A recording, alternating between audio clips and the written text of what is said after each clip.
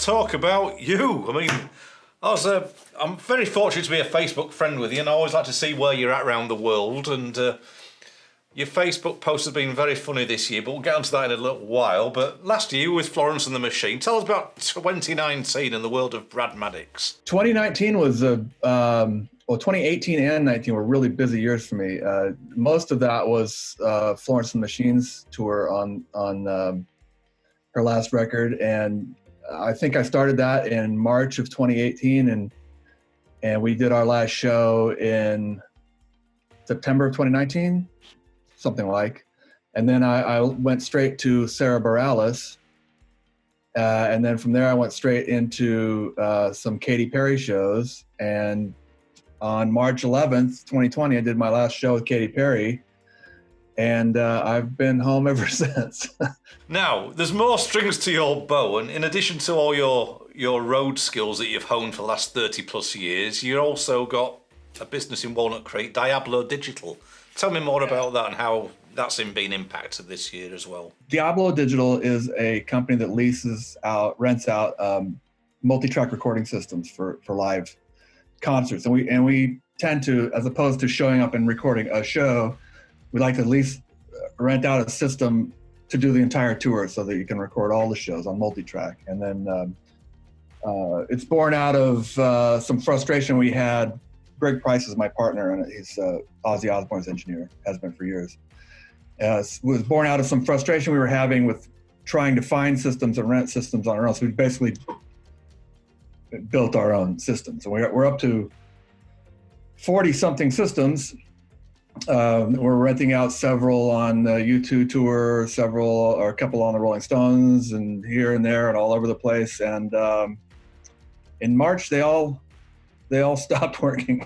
Just at the same time we stopped working, they stopped working. So we're in state of sort of suspended animation right now. We're kind of paying our rent and not doing much anything else other than trying to stay current. We're researching new packages, new ways of doing this. Well, we never stop learning, Brad. I mean, you've never been, I guess, in a perverse way, been blessed with having 6 months at home like this. I guess you've been able to learn quite a lot in that time. Some of it is, learning. A lot of it's just sort of reassessment. I mean, I think things have been so busy for the last few years. It has been an opportunity to sort of stop and look and reassess whether we're doing things correctly. I mean, there's sort of nothing, how would I put it? Audio has been figured out for a while now. There's nothing like new about it, but I think we're trying to freshen up our approach to recording and just work on streamlining the experience for users, and also just, looking back on some shows that we've done and playing them back and maybe reassessing the techniques we were using.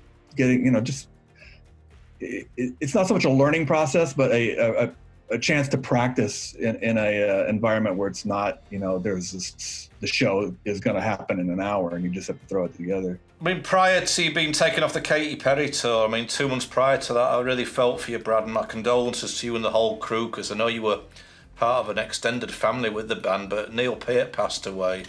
It's almost a prelude to what's been happening in the world in general this year. I mean, how did all the band take that? Howard particularly, he was there from the beginning, wasn't he?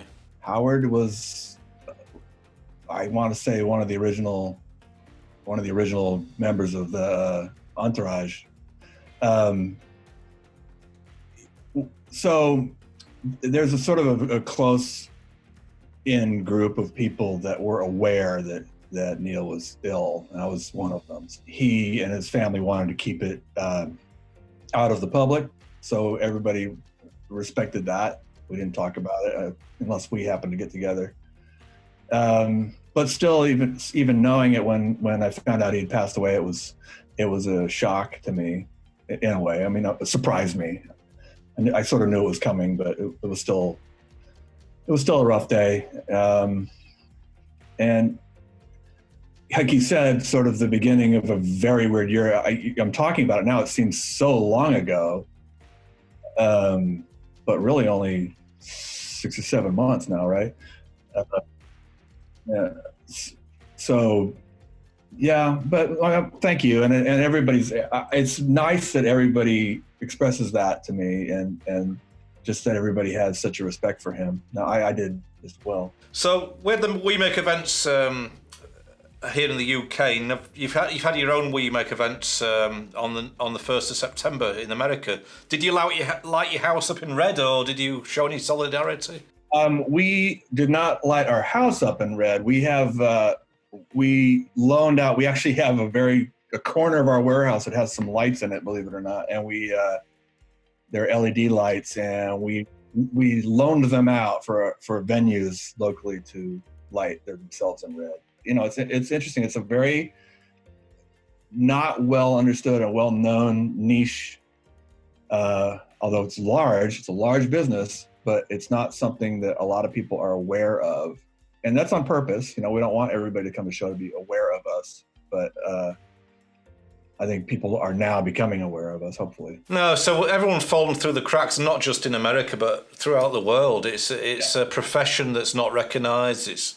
You can't go on furlough. You're not getting any benefits, and everyone's suffering, and they're having to learn to be a barista or do gardening or work for Amazon or do something to survive. A lot of that. There's a lot of working for Amazon. People have moved to that. Which is great. It's honest work. I mean, for me, I always thought if there was a downturn in the touring industry, I have done this in the past where I had big gaps in my schedule. I will work as doing corporate engineering, A1, A2 engineering for, and there's a lot of big companies in Northern California, Apple and Google and Facebook, and they do hold events, but none of those are happening now. So you can't even pivot to a different sector of the event industry. The entire event industry is shut. Now, you've been doing this for 30 plus years. I mean, at the worst comes to the worst, you've had a great career doing this, but for a young sound engineer, it must be the end of the world for them. I mean, what advice would you give to someone who's, say, half your age and starting out and doesn't know what to do at the moment? Man, all I can say is I don't know when this is going to end. My suspicion is it's going to be another, at least a few months, maybe several months. I mean, the things I'm looking at now are happening next summer, so we're talking about another several months. How you make it through this? I mean, I'm lucky. I had some money in the bank, so I'm okay for a few years. All I can tell you is to use this time to educate yourself and work on your craft, so that you come out of this in the end, better educated and better practiced. I know it's not great advice. Anyway, there's no magic wand to wave and make this, go away. Until social distancing really stops, or they get a way around this and get people back. Even the venues, even with social distancing, they can't break even at the moment, can they? Or we did record a concert in the warehouse. We had a band come in and we set up some lights, and we recorded that. It's a band called Lovers and Strangers, and we are going to stream it on a platform called Stage It. Stage It facilitates like ticket sales and distribution, and we're just sort of taking a flyer to see if that's a viable route for some revenue, or even just something fun to do. I'm at the moment a little skeptical about how much money there is in streaming concerts, but I think if you can get it, you can get it on a television network and there's commercials and there's probably money there, but it's streaming on the internet. We'll see. I'm always skeptical about these things. Hopefully I'm totally wrong.